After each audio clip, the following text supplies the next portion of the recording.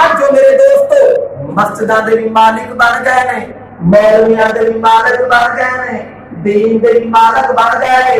او امام اعظم ابو حنیفہ آپ دے زمانہ پاک دے اندر بادشاہ نے آخیا اپنی بیوی کو شام تو پہلے پہلے میرے ملک وچوں نکل جا، نہیں تے تینوں 3 طلاقاں ہو جان گیاں۔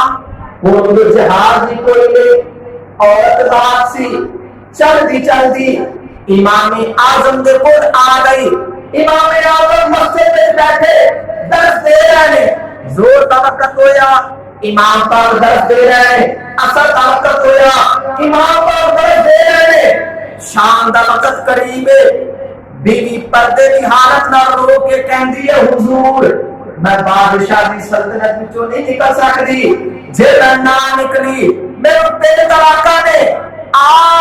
تابی بولے آئے صحابہ دے کوئی علم دین پڑھنے والا بولے آئے، دین دا علم پڑھنے والا بولے آئے، بی بی بادشاہ دی حکومت مسجداں تو بار ہو سکتی ہے، مسجداں دے وچ بادشاہ دی حکومت ہو سکتی نہیں۔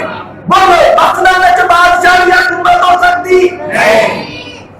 ملک کلین اٹھوانا ایک کدھر دا دین ہے، سپیکر بند کروانے کدھر دا دین ہے، تیرے 6 فٹ تے کھڑے ہو کے نماز پڑھنا ان دا حکم دینا ایک کدھر دا دین ہے۔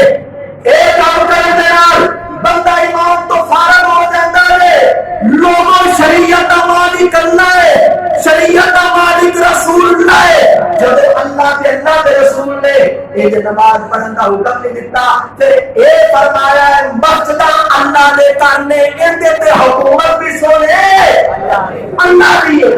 تسی دسو مسجداں تسی بناؤ 10 روپے 20 بھیج کے بل تسی دیو، کلیم تسی لیاؤ، صفا تسی، سارا معاملہ تے حکومت کون کرے؟ پھر اسی کہے چندہ تو ڈب کے مار جانا چاہیے۔